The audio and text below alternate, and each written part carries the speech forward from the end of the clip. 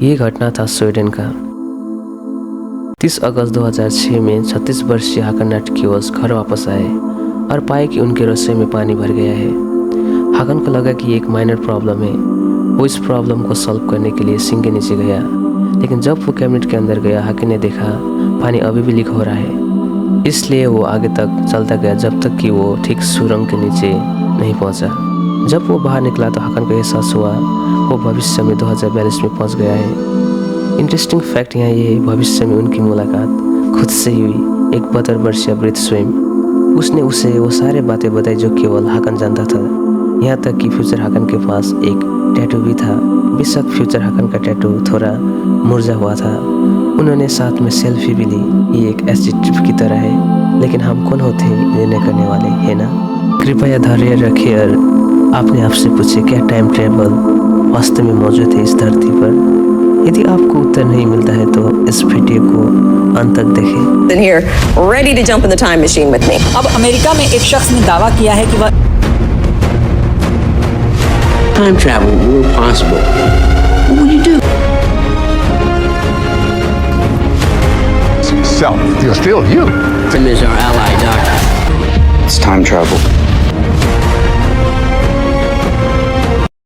आपकी जानकारी के लिए बता दूं, टाइम ट्रेवल को किसी भी ट्रेडिशनल रिलीजियस टेक्स्ट में मेंशन नहीं है, क्योंकि mostly religious scripture spiritual, moral और कॉस्मोलॉजिकल थीम्स में फोकस होता है। और टाइम ट्रेवल एक ऐसा कॉन्सेप्ट है जो साइंस फिक्शन लिटरेचर में आधारित है। वीडियो में आगे बढ़ने से पहले ये जानना महत्वपूर्ण है, टाइम ट्रेवल कॉन्सेप्ट को समझना क्यों इम्पोर्टेंट है। टाइम ट्रेवल का सरल भाषा में डेफिनेशन है हमारे विचार और अनुभव को देखने का तरीका।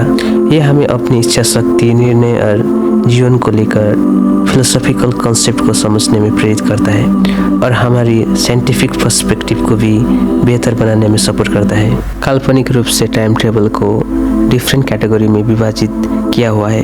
लीनियर टाइम ट्रेवल है, यदि कोई व्यक्ति वर्तमान समय है और वो लीनियर टाइम ट्रेवल करना चाहता है, इसका मतलब है कि वो सीधा भविष्य या अतीत का किसी अन्य स्थिति में जा सकता है सफलतापूर्वक बिना किसी परेशानी के। इस कॉन्सेप्ट को और भी अच्छे से समझने के लिए back to the future Robert Zemeckis द्वारा निर्देशित 1985 में बनी अमेरिकन फैंटेसी हास्य फिल्म है।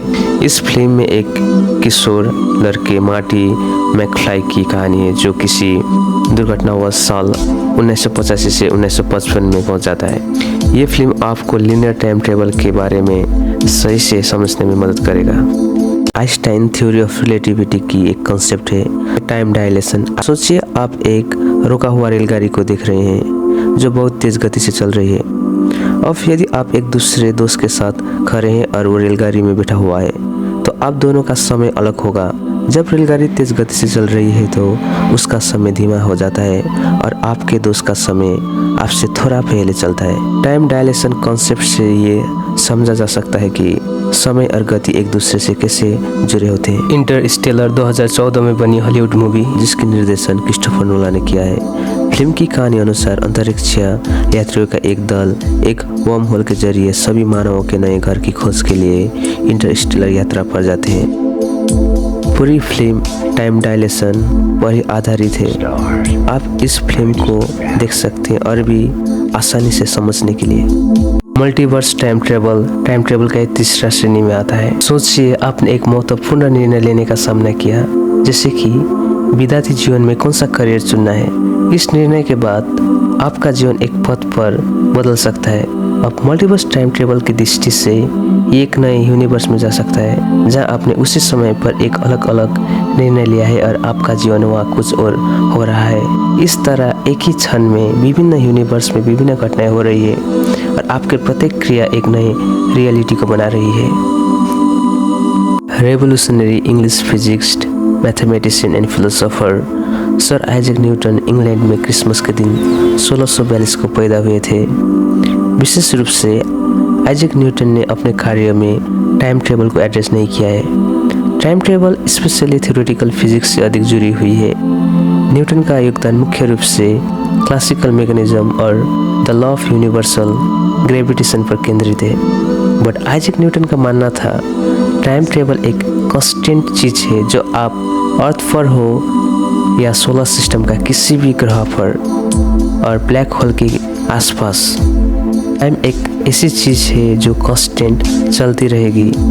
आइजैक न्यूटन के राय के अनुसार अंतरिक्ष में आप किसी भी गति के साथ उड़ रहे हो और किसी भी स्थिति में हो, time of flow always constant रहेगा। But over and above that महत्वपूर्ण विषय है, इन सभी थ्योरेटिकल कॉन्सेप्ट केवल टाइम टेबल के विषय में चर्चा के लिए फ्रेमवर्क प्रदान करती है, लेकिन किसी भी एक्सपेरिमेंटल एविडेंस और प्रैक्टिकल डेमोन्स्ट्रेशन इसकी पॉसिबिलिटी की कंफर्म नहीं की है।